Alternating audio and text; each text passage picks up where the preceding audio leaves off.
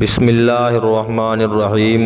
شہداء اکرام، اس جنگ میں 70 صحابہ اکرام نے جام شہادت نوش فرمایا، جن میں 4 مہاجر اور 66 انصار رضی اللہ تعالی عنہم تھے۔ 30 کی تعداد میں کفار بھی نہایت ذلت کے ساتھ قتل ہوئے، مگر مسلمانوں کی مفلسی کا یہ عالم تھا کہ ان شہداء اکرام کے کفن کے لیے کپڑا بھی نہیں تھا۔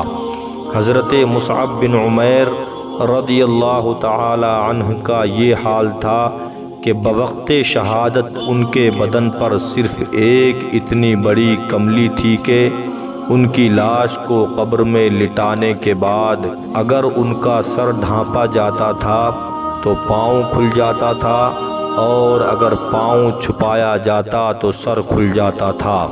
بالآخر سر چھپا دیا گیا اور پاؤں پر ازخر گھاس ڈال دی گئی۔ شہداء اکرام خون میں لتھڑے ہوئے 2 شہید ایک قبر میں دفن کیے گئے۔ جس کو قرآن زیادہ یاد ہوتا اس کو آگے رکھتے۔ قبور شہداء کی زیارت۔ حضور صلی اللہ تعالی علیہ وسلم شہدائے احد کی قبروں کی زیارت کے لیے تشریف لے جاتے تھے، اور آپ کے بعد حضرت ابو بکر صدیق و حضرت عمر فاروق رضی اللہ تعالی عنہما کا بھی یہی عمل رہا۔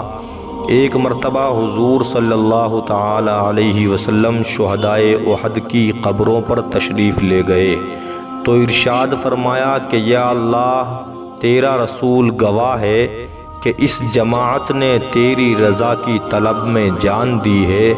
پھر یہ بھی ارشاد فرمایا کہ قیامت تک جو مسلمان بھی ان شہیدوں کی قبروں پر زیارت کے لیے آئے گا اور ان کو سلام کرے گا تو یہ شہداء اکرام اس کے سلام کا جواب دیں گے۔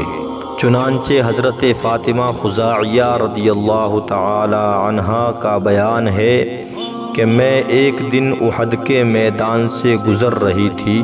حضرت حمزہ رضی اللہ تعالی عنہ کی قبر کے پاس پہنچ کر میں نے عرض کیا کہ السلام علیک یا عم رسول اللہ صلی اللہ تعالی علیہ وسلم، اے رسول اللہ صلی اللہ علیہ وسلم کے چچا، آپ پر سلام ہو۔ تو میرے کان میں یہ آواز آئی کہ وعلیک السلام ورحمۃ اللہ وبرکاتہ۔ حیات شہداء۔ 46 برس کے بعد شہدائے احد کی بعض قبریں کھل گئیں تو ان کے کفن سلامت اور بدن تر و تازہ تھے۔ تمام اہل مدینہ اور دوسرے لوگوں نے دیکھا کہ شہداء اکرام اپنے زخموں پر ہاتھ رکھے ہوئے ہیں، اور جب زخم سے ہاتھ اٹھایا گیا تو تازہ خون نکل کر بہنے لگا۔